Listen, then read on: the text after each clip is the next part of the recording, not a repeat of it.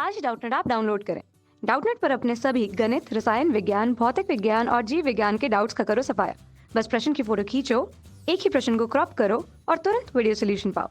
अभी डाउनलोड करें। क्वेश्चन दिया हमारा कि किसी यादृच्छिक स्थिर वैद्युत क्षेत्र के विन्यास पर विचार कीजिए। इस विन्यास की किसी शून्य विक्षेप स्थिति यानी नल पॉइंट अर्थात जहां ई जीरो है पर कोई छोटा परीक्षण आवेश रखा गया है। यह दर्शाइए कि परीक्षण आवेश का संतुलन आवश्यक रूप से अस्थायी है। इस परिणाम का समान परिणाम तथा चिन्हों की दो आवेशों के सरल विन्यास के लिए सत्यापित कीजिए। ओके, सत्यापन कीजिए, ये लिखा है। ओके, इसको सॉल्व करते हैं। थोड़ा सा इसमें मिस्टेक्स है क्वेश्चन में, बट क्वेश्चन आपको समझ में आ गया होगा। ठीक है, तो मानता ए पार्ट के लिए हमें करना है, ए और बी दो पार्ट से दिए हैं। पहले मान लेते हैं कि माना शून्य विक्षेप स्थिति में रखे परीक्षण आवेश का संतुलन अस्थायी है। ठीक है, पहले पार्ट में मान लिया कि हमने जो शून्य विन्यास में जो रखा है, शून्य विक्षेप का जो वो है, शून्य विक्षेप, पूरा नहीं लिखूंगा, बहुत ज़्यादा बड़ा है, बता देता हूँ। आप लोग सुन के लिखते, ऐसे ऐसे लिखना आपको। ठीक है, माना शून्य विक्षेप की स्थिति में, ओके, शून्य विक्षेप की स्थिति में परीक्षण आवेश का संतुलन अस्थायी है। अस्थायी प्रूव करना ना, तो हमने मान लिया हमारा अस्थायी है। उल्टा मानो फिर सीधा प्रूफ करो। अब यदि परीक्षण आवेश को संतुलन की स्थिति में थोड़ा सा विस्थापित कर दें तो आवेश एक पर एक कौन सा बल लगेगा? प्रत्यानयन बल लगेगा, लगना चाहिए, जो आवेश को वापस संतुलन की ओर ले आए। इसका मतलब यह है कि उस स्थान पर शून्य विक्षेप बिंदु की ओर जाने वाली क्षेत्र रेखाएं होनी चाहिए, जबकि स्थिर विद्युत क्षेत्र रेखाएं कभी भी शून्य विक्षेप बिंदु तक नहीं पहुंचती। अतः हमारी कल्पना की परीक्षण आवेश का संतुलन अस्थायी है, गलत है। ठीक है, इसका मतलब जो हमने माना था ये गलत है, यह निश्चित रूप से अस्थायी संतुलन है। ओके, ये पार्ट का ये है, पूरी तरह से थ्योरेटिकल था। बी पार्ट में थोड़ा सा आते हैं। बी पार्ट पे आते हैं कि इस परिमाण का समान परिमाण तथा चिन्हों की दो आवेशों के सरल विन्यास के लिए सत्यापित करना हमें। ठीक है, तो मान लेते हैं हम कि दो हमारा पॉइंट जो है ये है। ओके, जहाँ पे ये हमारा जो ए है और ये बी है, यहाँ पे प्लस क्यू, इस पे माइनस क्यू आवेश है। इनका मिडिल पॉइंट जो है वहाँ पे इसको सी बोल देते हैं, और इन दोनों के बीच ए से सी की दूरी ए है, सी से बी की दूरी भी स्मॉल है, मतलब टोटल 2a है। ठीक है, और ये यहाँ पे है। तो हम क्या मानेंगे कि माना दो बिंदु आवेश प्रत्येक प्लस क्यू परस्पर, ठीक है, सॉरी, दोनों समान आवेश बोला है ना, सामेन परमाणु का चिन्हों की दो आवेशों, ठीक है, इनका समान आवेश बोला था। ठीक है, दोनों की दूरी 2a है। ठीक है, आवेश समान है, प्लस क्यू दोनों पे है, रखे हैं। अब एक बिंदु आवेश जो है, एक बिंदु आवेश माइनस क्यू, ये लिखना आपको, इनके मध्य बिंदु पर रखा है।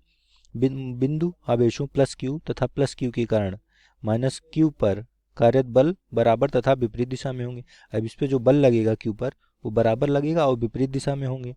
ठीक है, विपरीत दिशा में होंगे ये दोनों। ठीक, इसके कारण क्या होगा, बिंदु आवेश जो है माइनस क्यू वो संतुलन में रहेगा। अब यदि माइनस क्यू को एक्स दूरी, अब क्या करें, अगर माइनस क्यू को थोड़ी दूरी एक्स पर, यहाँ पे मान लीजिए कोई पॉइंट हमारा यहाँ पे एक्स दूरी पर विस्थापित कर दें, तो इस पर कार्यरत बल क्या होगा? अगर यहाँ पर क्यू को हमने यहाँ से यहाँ विस्थापित कर दिया तो इस पर जो बल होगा एफ पी बी, क्या होगा? एफ पी बी क्या होगा? 1/4 pi epsilon not into capital Q into small Q by, ये दूरी क्या है यहाँ से यहाँ तक की, पी से बी, ये पूरा ए है, ये एक्स है, ए में से एक्स निकालेंगे, ए माइनस एक्स होगी। ठीक है, ये वाली दूरी ए माइनस एक्स है ना, क्योंकि ये पूरी यहाँ से यहाँ तक एक्स है और पूरा ए है, तो यहाँ से ए माइनस एक्स होगी ये दूरी। ठीक है, इतनी दूरी। ओके, ए माइनस एक्स का स्क्वायर हो जाएगा ये। दिशा क्या होगी? पी से बी की तरफ। ठीक है, ये दिशा होगी। और इसी तरह एफ जो है प्लस क्यू की वजह से पी ए क्या होगा? Force 1/4 pi epsilon not into Q upon, अब देखिए डिस्टेंस क्या होगी, पी से यहाँ तक की, यहाँ से यहाँ एक्स है, यहाँ से यहाँ ए है, तो ए प्लस एक्स हो जाएगा, ए प्लस एक्स का स्क्वायर। और इसकी दिशा क्या होगी? पी से ए की तरफ, ये पी से बी की तरफ है, यानी कि जो इसकी यहाँ से एक तरफ फोर्स इधर लगेगा और एक तरफ फोर्स इधर लगेगा। ठीक है, दोनों अलग अलग दिशा में होंगे। ठीक है, इससे स्पष्ट पता चलता है कि एफ पी बी बड़ा है क्योंकि नीचे वैल्यू छोटी है। ठीक है, तो एफ पी बी जो है वो बड़ा है एफ पी ए से। ठीक, क्यों बड़ा है?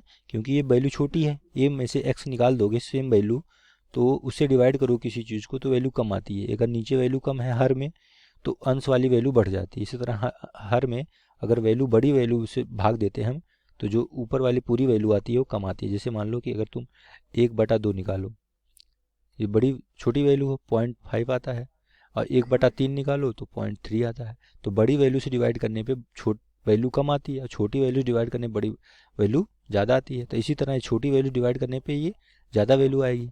ठीक है, तो यहाँ से एफ पी बी बड़ा हो गया एफ पी ए से, पता चल रहा है। अतः जो कण पर नेट बल होगा, जो एफ नेट होगा, क्या होगा, वो किस दिशा में लगेगा?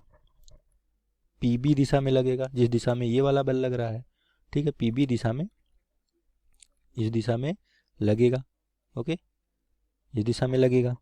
ठीक है, जो कण को संतुलन की स्थिति में से दूर ले जाएगा। ठीक है, क्योंकि पी बी दिशा है, संतुलन तो हमारा क्यू की तरफ है ना। अब बल अगर पी बी की दिशा में लग रहा है, एफ इधर लग रहा है तो इधर ले जा रहा है, और संतुलन क्यू की तरफ है, मतलब ये संतुलन से हमें दूर ले जा रहा है। अतः कण का मध्य बिंदु सी पर, तो इससे क्या आप निष्कर्ष निकाल सकते हैं कि सी पर जो संतुलन होगा वो क्या होगा, अस्थाई होगा कि अस्थाई? संतुलन अस्थाई होगा। ठीक है, अस्थाई होगा, क्योंकि दूर जा रहा है तो संतुलन अस्थाई होगा। यही हमें सत्यापित करना था। ठीक है, कक्षा 6वीं से 12वीं से लेकर नीट, आईआईटी, जेई वो एडवांस के लेवल तक 1 करोड़ से ज्यादा छात्रों का भरोसा। आज ही डाउनलोड करें डाउटनेट ऐप या व्हाट्सएप करें अपने सारे डाउट्स 8400 400 400 पर।